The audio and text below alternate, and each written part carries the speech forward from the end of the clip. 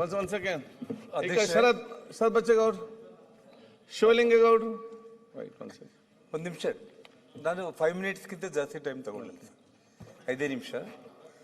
ನಾನೇನು ಜಾಸ್ತಿ ಇಲ್ಲೇನು ಜಗಳ ಮಾಡಲಿಕ್ಕೆ ನಿಂತಿಲ್ಲ, ತಾವೇನು ಟೆನ್ಷನ್ ತಗೋಬೇಡಿ, ಆರಾಮಾಗಿ ಒಂದು 5 ನಿಮಿಷದಲ್ಲಿ ಮುಗಿ. ಅಲ್ಲ, ನೀವು ಹೊರಗೆ ಇಲ್ಲಿ ನಿಮ್ಮ ಜಗಳ ನಾನು ಬಿಡುದೂ ಇಲ್ಲ. ಅಲ್ಲ ಅಷ್ಟೇ, ನಿಮ್ಮನ್ನೇನಾದ್ರೂ ರಾಜಿ ಮಾಡೋದು ನನ್ನ ಜವಾಬ್ದಾರಿ. ಸನ್ಮಾನ್ಯ ಅಧ್ಯಕ್ಷರೇ, ರಾಜಕಾರಣದಲ್ಲಿ ಸನ್ಮಾನ್ಯ ಮುಖ್ಯಮಂತ್ರಿಗಳ ಮೇಲೆ ಅವರು ಜನಪರ ಹೋರಾಟಗಳನ್ನ ಮಾಡಿಕೊಂಡೇ ಅವರು ಇಡೀ ರಾಜಕೀಯದಲ್ಲಿ ಈ ಮಟ್ಟಕ್ಕೆ ಅವರು ಬಂದಿದ್ದಾರೆ. ಏನೇ ಇದ್ರೂ ಕೂಡ ಒಂದು ಪ್ರತಿಪಕ್ಷವಾಗಿದ್ದು ಹೋರಾಟಗಳು ಮಾಡಿ ಮುಖ್ಯಮಂತ್ರಿಗಳಾಗಿ ಎಲ್ಲಿ ಕೂಡ ನನಗಿರುವಂಥ ಒಂದು ಅನುಭವದಲ್ಲಿ ಕೆಲವೊಂದು ಕೇಸ್ಗಳಲ್ಲಿ, ಒಂದು ಮೈನಿಂಗ್ ಪ್ರಕರಣ ಆಗಿರ್ಬೋದು, ಇನ್ನೊಂದಾಗಿರ್ಬೋದು, ರಾಜ್ಯ ಸರ್ಕಾರ ಮಾಡಿರೋ ಪ್ರಕರಣಗಳಲ್ಲಿ ಕೂಡ ಅಧಿಕಾರಿಗಳು ನನಗೆ ಹೇಳಿರುವಂಥ ಮಾತು ಏನು ಅಂತಂದರೆ, ಎಲ್ಲಿ ಕೂಡ ಈ ರಾಜ್ಯದ ಮುಖ್ಯಮಂತ್ರಿಗಳು ಕಾನೂನು ಪ್ರಕಾರ ತಪ್ಪಿದ್ರೆ ನೀವು ಕ್ರಮ ಕೈಗೊಳ್ಳಿ, ರಾಜಕೀಯವಾಗಿ ನಾವು ಏನೇ ಹೋರಾಟ ಮಾಡಿದ್ರು ಕೂಡ ನಿಮಗೇನು ಎವಿಡೆನ್ಸಸ್ ಇದೆ ಅದ್ರ ಮೇಲೆ ನೀವು ಮುಂದಕ್ಕೆ ಹೋಗಿ ಅಂತೇಳಿ ಹೇಳಿರುವಂಥದ್ದನ್ನು IG ಮಟ್ಟದ SIT ಅಧಿಕಾರಿಗಳು ಕೂಡ ನನ್ನ ಮುಂದೆ ಕೊಡಿಸ್ಕೊಂಡು ಹೇಳಿದ್ದು, ಅವ್ರ ಬಗ್ಗೆ ಆ ಗೌರವ ನನಗಿತ್ತು. ಇವತ್ತು ಬಳ್ಳಾರಿಯಲ್ಲಿ ನಿಮಗೆ ಜನವರಿ 1ನೇ ತಾರೀಕು ಏನಾಗಿದೆ ಅಷ್ಟು ಮಾತ್ರ ನಾನು ಹೇಳ್ತೀನಿ ಅಧ್ಯಕ್ಷರೇ.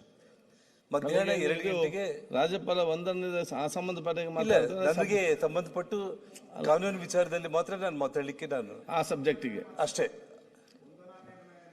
ಅಲ್ಲ, ವಂದನಾ ನಿರ್ಣಯದಲ್ಲಿ ಓಕೆ ಅದೆಲ್ಲ ತಾವು ಮಾತಾಡಿದ್ದೀರಿ. ಆಯ್ತು, ಓಕೆ, ಮುಂದುವರಿಸಿ. ಮಧ್ಯಾಹ್ನ ಅಧ್ಯಕ್ಷರೇ, ಮಧ್ಯಾಹ್ನ 2 ಗಂಟೆ ಅಷ್ಟೊತ್ತಿಗೆ ಗಂಗಾವತಿ ವಿಧಾನಸಭಾ ಕ್ಷೇತ್ರಕ್ಕೆ ನಾನು ನನ್ನ ಶ್ರೀಮತಿ ಇಬ್ಬರು ಕೂಡ ಮನೆಯಿಂದ ನಾವು ಆಚೆಗೆ ಬರೋ ಟೈಮ್ನಲ್ಲಿ ಕಾಂಪೌಂಡಿಗೆ ಬ್ಯಾನರ್ ಹಾಕಿದ್ದನ್ನು ನಾನು ನೋಡಿದೆ. ನೋಡಿ ನಾನು ನಮ್ಮ ಫಾಲೋಯರ್ಸನ್ನು ಕರೆಸಿ ಅದನ್ನು ಕಿತ್ಸುವಂಥ ಪ್ರಯತ್ನ ಮಾಡಲಿಲ್ಲ.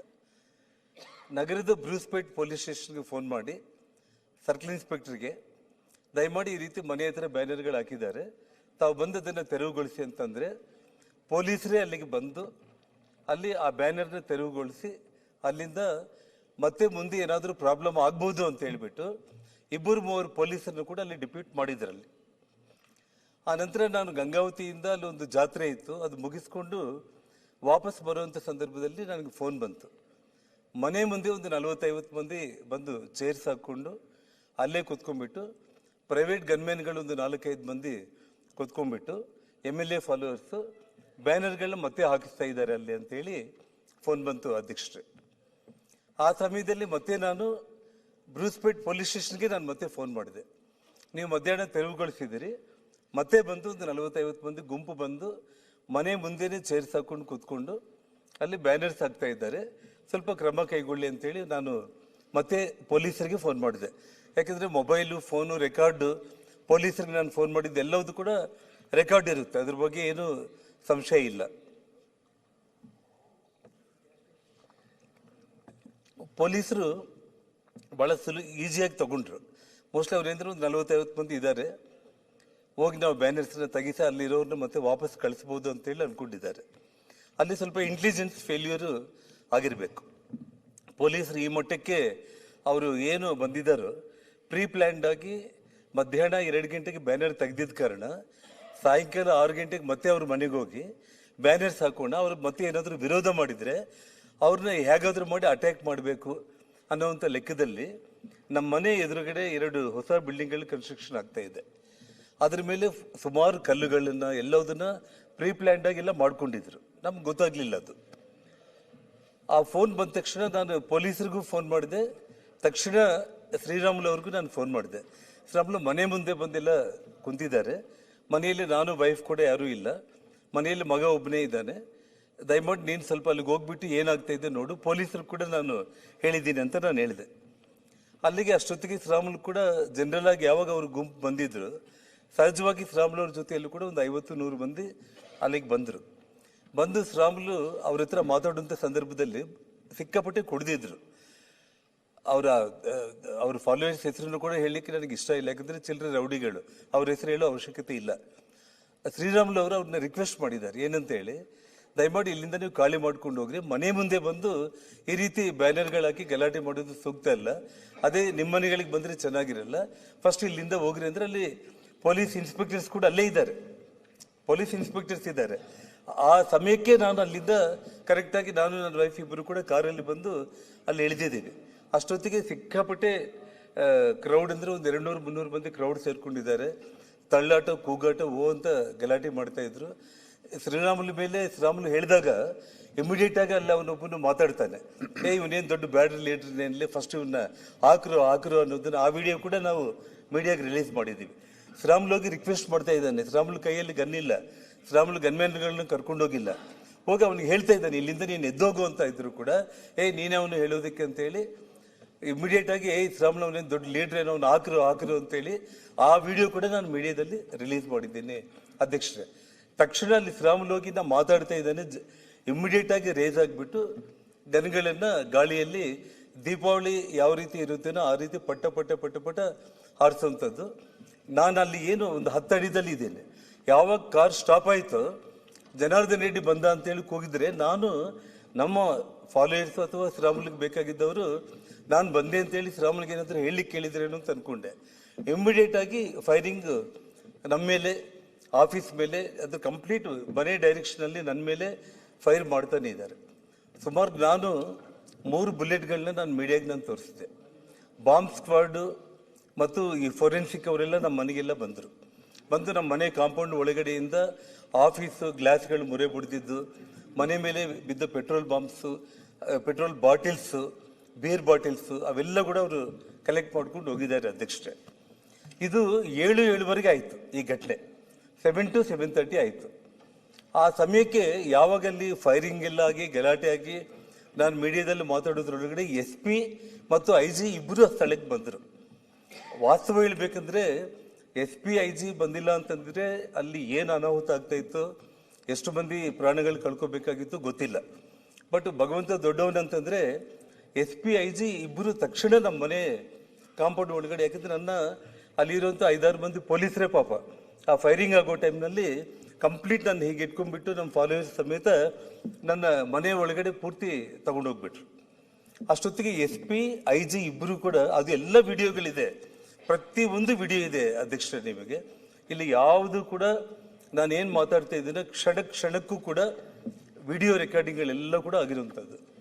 SP IG ಅಲ್ಲಿಗೆ ಬಂದ್ಬಿಟ್ಟು ಅಷ್ಟೊತ್ತಿಗೆ ಏನಾಯಿತು, ನಮ್ಮ ಕಡೆಯಿಂದ ಕೂಡ 4-5 ಸಾವಿರ ಜನ ಸಿಟಿಯಲ್ಲಿ ಟಿವಿಗಳಲ್ಲಿ ನೋಡಿಬಿಟ್ಟು ಸಿಕ್ಕಾಪಟ್ಟೆ ಜನ ಬಂದರು. SP IG ನನ್ನ ಹತ್ರ ಶ್ರೀರಾಮುಲು ನಾನು ಇಬ್ಬರು ನಿಂತ್ಕೊಂಡಿದ್ದೀವಿ, ನಮ್ಮನ್ನ ರಿಕ್ವೆಸ್ಟ್ ಮಾಡಿದರು. ಅವರೆಲ್ಲ ಬಂದು ಕುಡ್ದೇನೋ ಫೈರಿಂಗ್ ಆಗಿದೆ, ಏನಾಗಿದೆ, ದಯಮಾಡಿ ನೀವೇನು ಶಾಂತಿ ಭಂಗ ಮಾಡ್ಕೊಳ್ಳೋದು ಬೇಡ, ನಿಮಗೇನು ದೇವ್ರ ದಯದಿಂದ ಏನೂ ಆಗಲಿಲ್ಲ ರೆಡ್ಡಿ ಅವರೇ, ನೀವು ಮನೆಯಲ್ಲಿ ಎತ್ಕೊಂಡ್ಬಿಟ್ಟು ದಯಮಾಡಿ ನಾವೇನಿದೆ ನಾವು ಪೊಲೀಸರು ನೋಡ್ಕೊತೀವಿ ಅಂತೇಳಿ IG SP ಇಬ್ಬರು ಹೇಳ್ತಾ ಇದ್ದಾರೆ.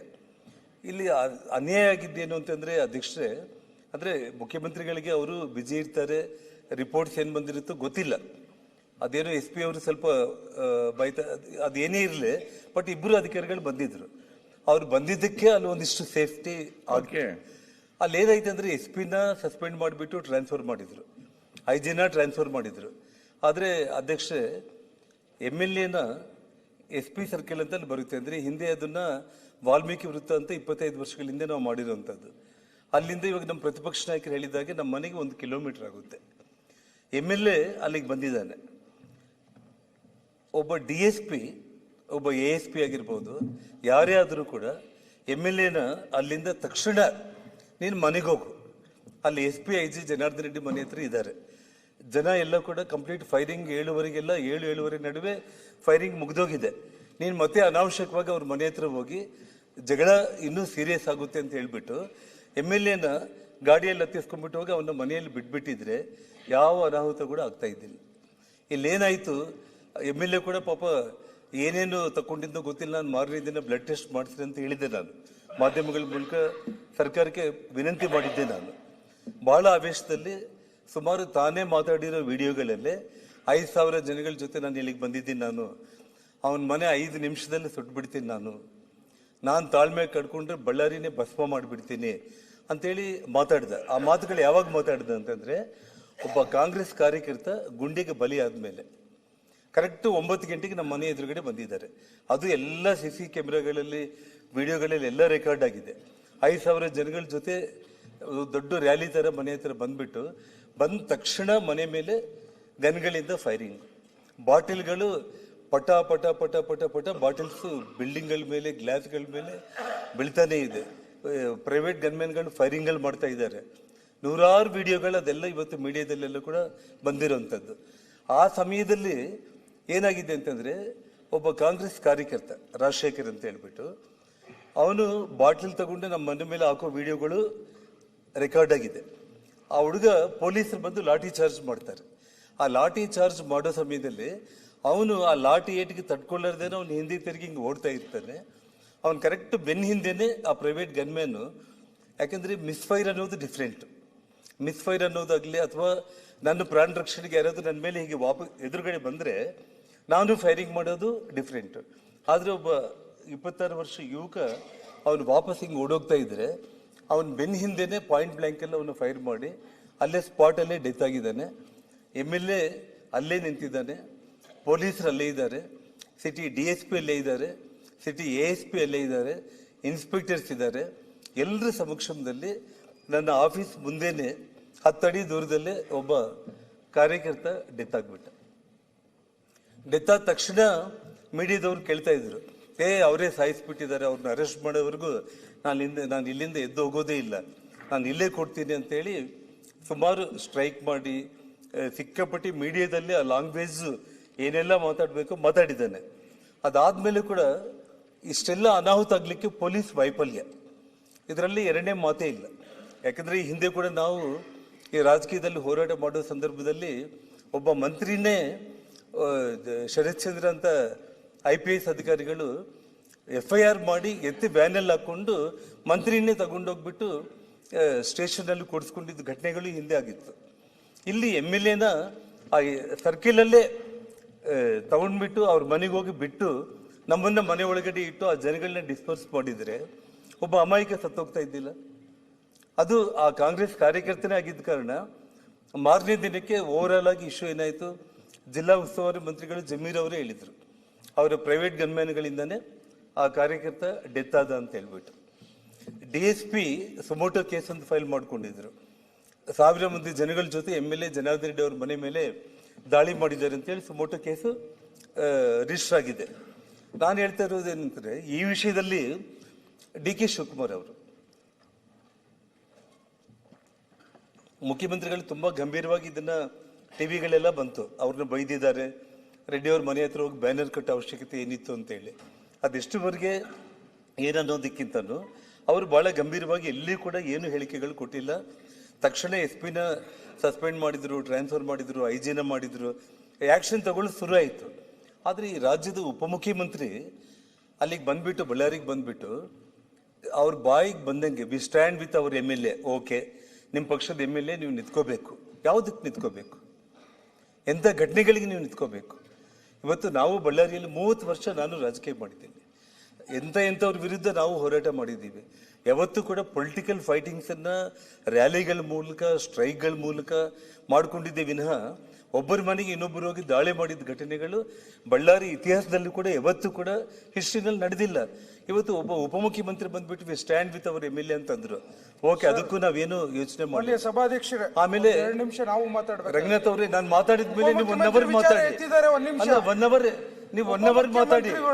ಅಲ್ಲಲ್ಲ ನೀವು 1 ಅವರ್ ಮಾತಾಡಿ. ಇನ್ವೆಸ್ಟಿಗೇಟ್ ಮಾಡ್ಲಿ ಅಂತಾನೆ ಹೇಳಿದ್ದಾರೆ ಅಲ್ಲಿ ಹೋಗಿ. ನಾನು ಹೇಳೋದನ್ನ ಪೂರ್ತಿ ಕೇಳಿ ರಂಗನಾಥ್. ಅಲ್ಲ ಎಲ್ಲ ವಿಡಿಯೋಗಳಿದೆ. ಅಲ್ಲ ಮೀಡಿಯಾ ಮುಂದೆನೆ ಮಾತಾಡಿದ್ದಾರೆ. ದಯಮಾಡಿ ನೋಡಿ, ನಾನು ನಿಧಾನವಾಗಿ ಎಲ್ಲ ವಿಷಯಗಳನ್ನ ಹೇಳ್ತಾ ಇದ್ದೀನಿ. ನಾನೇನಾದ್ರೂ ತಪ್ಪು ಮಾತಾಡಿದ್ರೆ ದಯಮಾಡಿ ಎಲ್ಲ ಎವಿಡೆಂಟ್, ಪ್ರತಿಯೊಂದು ರೆಕಾರ್ಡೆಡ್, ಪ್ರತಿಯೊಂದು ವಿಡಿಯೋಗಳಿದೆ. ಈ ರಾಜ್ಯದ ಒಬ್ಬ ಉಪಮುಖ್ಯಮಂತ್ರಿ ಸಂವಿಧಾನದ ಬಗ್ಗೆ ನೀವು ಮಾತಾಡುವಂತ ಒಬ್ಬ ವ್ಯಕ್ತಿ ಅಲ್ಲಿ ಬಂದು ನೀನೇನ್ ಮಾತಾಡ್ತಾ ಇದೀಯ? ನಾನು ರಾಜ್ಯದ ಮುಖ್ಯಮಂತ್ರಿಗಳಿಗೆ ಆ ಗಲಾಟೆ ಆದ ತಕ್ಷಣ ಮುಖ್ಯಮಂತ್ರಿಗಳೇ 1 ಅವರಲ್ಲೇ ನಾನು ನಿಮಗೊಂದು ಲೆಟರ್ ಬರೆದೆ, ಕೇಂದ್ರ ಗೃಹ ಮಂತ್ರಿಗಳಿಗೂ ಲೆಟರ್ ಬರೆದೆ, ಗವರ್ನರ್ಗೂ ಲೆಟರ್ ಬರೆದೆ, ಸೆಕ್ಯೂರಿಟಿ ಪ್ರೊವೈಡ್ ಮಾಡಿ, ಇನ್ನ ಹೆಚ್ಚಿನ ಸೆಕ್ಯೂರಿಟಿ ಅಂತ ಹೇಳಿ. ನಾನೇನು ಮಾಡಿಲ್ಲ. ಮಾಧ್ಯಮದವರು ರಾಜ್ಯದ ಮುಖ್ಯಮಂತ್ರಿಗಳನ್ನ ಸೆಕ್ಯೂರಿಟಿ ಕೇಳಿದ್ದಾರೆ. ಇದಕ್ಕೆ ನೀವೇನು ಹೇಳ್ತೀರಿ ಅಂದ್ರೆ, ಹೋಗಿ ಇರಾನ್ನಿಂದ ತರಿಸ್ಕೊ ಅಂತ ಹೇಳ್ರಿ, ಅಮೆರಿಕದಿಂದ ತರಿಸ್ಕೊ ಅಂತ ಹೇಳ್ರಿ, ಇಲ್ಲ 100 ಮಂದಿ ಭಾರತೀಯ ಜನತಾ ಪಕ್ಷದ ಕಾರ್ಯಕರ್ತನ ಮಡ್ಕೋ ಅಂತ ಹೇಳ್ರಿ ಅಂತೇಳಿ ಅವ್ರು ಮಾತಾಡ್ತಾ ಇರಂತಂದ್ರೆ, ಈ ರಾಜ್ಯದ ಉಪಮುಖ್ಯಮಂತ್ರಿಗಳಾಗಿ ನಿಮ್ಮ ಆ ಹುದ್ದೆಗೆ ನೀವು ಯಾವುದೇ ಕಾರಣಕ್ಕೂ ಕೂಡ ಗೌರವನೂ ನೀವು ಕೊಟ್ಟಿಲ್ಲ, ಆ ಹುದ್ದೆಯಲ್ಲಿ ಕುತ್ಕೊಳ್ಳೋದಕ್ಕೆ ನೀವು ಯೋಗ್ಯರೋ ಅಲ್ಲೋ ಅನ್ನೋದನ್ನ ನಿಮ್ಮ ಪಕ್ಷ ತೀರ್ಮಾನ ಮಾಡಲಿ, ಅದು ನಮ್ಗೆ ಸಂಬಂಧ ಇಲ್ಲ. ಆದರೆ ಇಡೀ ರಾಜ್ಯದ ಜನರು ಅದನ್ನ ನೋಡಿದ್ದಾರೆ. ಅಧ್ಯಕ್ಷರೇ, ಇದನ್ನ ಮುಂದೆ ಬರೆದು ಇದು ಬೆಂಗಳೂರಲ್ಲಿ ಮಾತಾಡಿದ್ರು. ನೆಕ್ಸ್ಟ್ ಡೇ ಬಳ್ಳಾರಿಗೆ ಬಂದು ಆ ಕಾರ್ಯಕರ್ತರ ಮನೆಗೆ ಹೋದ್ರು, 25 ಲಕ್ಷ ಕ್ಯಾಶ್ ಕೊಟ್ಟರು ಅವರಿಗೆ, ಸಂತೋಷ. ಅಲ್ಲಿಂದ ಬಂದು ಇಮಿಡಿಯೇಟ್ ಆಗಿ ಒಂದು ಪ್ರೆಸ್ ಕಾನ್ಫರೆನ್ಸ್ ಮಾಡಿದ್ರು. ಆ ಪ್ರೆಸ್ ಕಾನ್ಫರೆನ್ಸ್ ಅಲ್ಲಿ ಏನ್ರಿ, ಜನಾರ್ದನ್ ರೆಡ್ಡಿ ಅವರಿಗೆ ಗುಂಡು ಇಲ್ಲಿ ಬಿದ್ದಿದ್ದೇನಾ, ಇಲ್ಲೇನು ಹೊಟ್ಟೆ ಒಳಗಡೆ ಹೋಗಿದ್ದೇನಾ ಅಂತಂದ್ರು.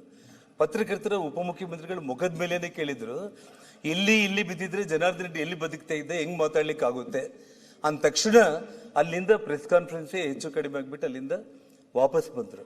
ಅಂದ್ರೆ ವಿಷಯ ಏನಾಗ್ತಾ ಇದೆ ಅಂತಂದ್ರೆ, ನಾನು ಹೇಳ್ತಾ ಇರುವಂತದ್ದು, ಇಷ್ಟು ಘಟನೆ ಆದ್ಮೇಲೆ ಈ ಘಟನೆಗೆ ಕಾರಣ ಆಗಿರುವಂತ ಒಬ್ಬ ಶಾಸಕ ಆಗಿರ್ಬೋದು, ಒಬ್ಬ DSP ಆಗಿರ್ಬೋದು, ಒಬ್ಬ ASP ಆಗಿರ್ಬೋದು.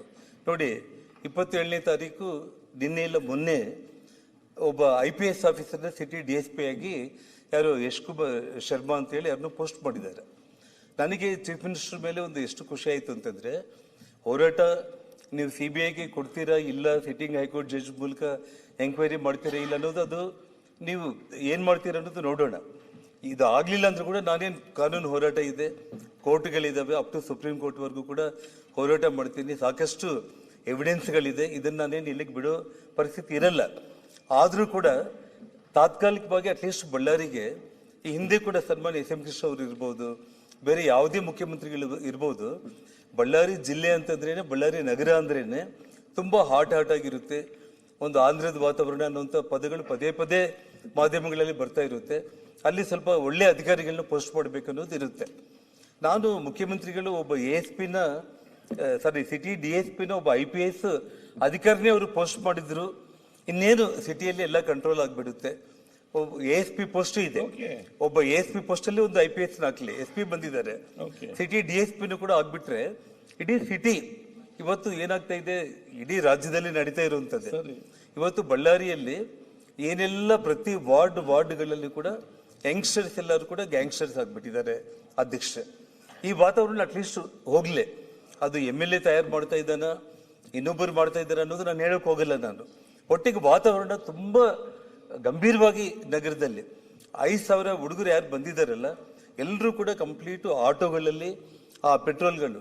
ಇನ್ನು ನಾನು ಕೆಲವೊಂದು ವಿಡಿಯೋಗಳು ಬಿಡುಗಡೆ ಮಾಡಿಲ್ಲ ಅಧ್ಯಕ್ಷರೇ, ಒಂದೊಂದು ಸ್ಟೆಪ್ ಮುಂದಕ್ಕೆ ಹೋಗೋಣ ಅಂತ ಹೇಳ್ಬಿಟ್ಟು ಬ್ರಾಂದಿ ಶಾಪ್ಗಳು ಮುಂದೆ ನಿಂತ್ಕೊಂಡು 300 ಮಂದಿ 400 ಮಂದಿ ಹುಡುಗರು ಲಿಕ್ಕರ್ ಹಂಗೆ ಕುಡಿದು ಅದರಲ್ಲಿ ಪೆಟ್ರೋಲ್ ಕ್ಯಾನ್ಗಳಲ್ಲಿ ತುಂಬಿಸ್ಕೊಂಡ್ಬಿಟ್ಟು ಆಟೋಗಳಲ್ಲಿ ಹಾಕೊಂಡು ಬಂದ್ರೆ ಪೊಲೀಸರು ಆಟೋಗಳೆಲ್ಲದನ್ನು ಕೂಡ ಸೀಸ್ ಮಾಡುವಂಥದ್ದು, ನೂಕುವಂಥದ್ದು, ಪೊಲೀಸರನ್ನ ತಪ್ಪಿಸಿ ಬಾಟಲ್ ತಗೊಂಡು ಬಂದು ನಮ್ಮ ಮನೆ ಮೇಲೆ ಆಗ್ತಾ ಇರುವಂಥದ್ದು ಇವೆಲ್ಲ ನೋಡ್ತಾ ಇದ್ದೀವಿ. ನಾನೇನಂತಂದ್ರೆ, ಇಲ್ಲಿ ಇದಕ್ಕೆಲ್ಲದಕ್ಕೂ ಕಾರಣ ಇಲ್ಲೀಗಲ್ ಆಗಿ ಈಜಿ ಮನಿ ಏನು ಅರ್ನ್ ಮಾಡ್ತಾ ಇದ್ದಾರೆ, ಗಾಂಜಾಗಳು, ಡ್ರಗ್ಸು, ಮಟ್ಕ, ಕ್ಲಬ್ಗಳು, ಈ ಮೂಲಕ ಏನು ಅವ್ರಿಗೆ ಹಣ ಸಿಗ್ತಾ ಇದೆ. ಆ ಕಾರಣಕ್ಕೆ ಅದು ಮುಂದೆವರಿಬೇಕು ಅಂತಂದ್ರೆ ಜನಾರ್ದನ್ ರೆಡ್ಡಿ ಅವ್ರ ಕುಟುಂಬನ ಇಲ್ಲಿ ನಾವು ಅಂತ್ಯ ಮಾಡಬೇಕು ಅನ್ನುವಂಥ ಒಂದು ಕಾರಣ ಇಲ್ಲಿ ಎದ್ದು ಕಾಣಿರುವಂಥ ಒಂದು ವಿಷಯ. ದಯಮಾಡಿ ಮುಖ್ಯಮಂತ್ರಿಗಳನ್ನ ನಿಮ್ಮ ಕೈ ಜೋಡಿಸಿ ನಮಸ್ಕಾರ ಮಾಡಿ ನಾನು ಕೇಳ್ಕೊಳ್ತಾ ಇದ್ದೀನಿ. ರಾಜಕೀಯವಾಗಿ ನಾನೇನು ಮಾಡಿದ್ದೀನಿ, ನೀವು ನಮ್ಮ ಮೇಲೆ ಏನು ಹೋರಾಟ ಮಾಡಿದ್ದೀರಿ, ಅದ್ರ ಬಗ್ಗೆ ನನಗೇನು ನೋವಿಲ್ಲ.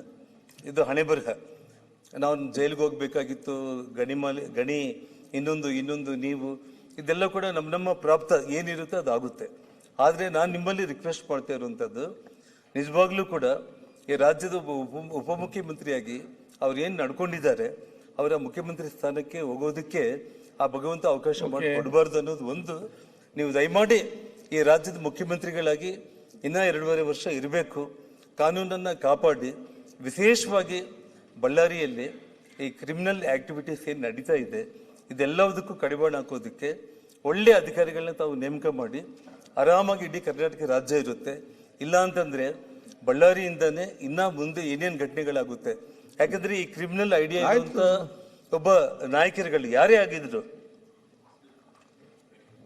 ರೆಡ್ಡಿ ಅವರೇ, ಅಧ್ಯಕ್ಷ ಕ್ಲೋಸ್ ಮಾಡ್ತಾ ಇದ್ದೀನಿ, ಯಾರೇ ಒಬ್ಬ ಶಾಸಕ ಆಗಿರ್ಬೋದು, ಯಾರೇ ಇರ್ಬೋದು, ಈ ತರದ್ದು ಒಂದು ಮೆಂಟಾಲಿಟಿ, ಈ ತರದ್ದು ಒಂದು ಆಕ್ಟಿವಿಟೀಸ್, ಒಂದು ಕ್ರಿಮಿನಲ್ಸ್ ನ ತಯಾರು ಮಾಡ್ಕೊಂಡ್ಬಿಟ್ಟು 1000 ಮಂದಿನ ಹಾಕೊಂಡ್ಬಿಟ್ಟು ಯಾರ ಮನೆ ಮೇಲೆ ಆದ್ರೂ ಕೂಡ ನಾನು ಹೋಗಿ ದಾಳಿ ಮಾಡ್ಬೋದು ಅಂತಂದ್ರೆ ನಾನೇನು ಅಷ್ಟು ಸಣ್ಣವನ್ ನಾನೇನಲ್ಲ. ಇವತ್ತು ಬಳ್ಳಾರಿಯಲ್ಲಿ ಇವತ್ತು ನನಗೇನು ಲಕ್ಷಾಂತರ ಜನರಿದ್ದಾರೆ.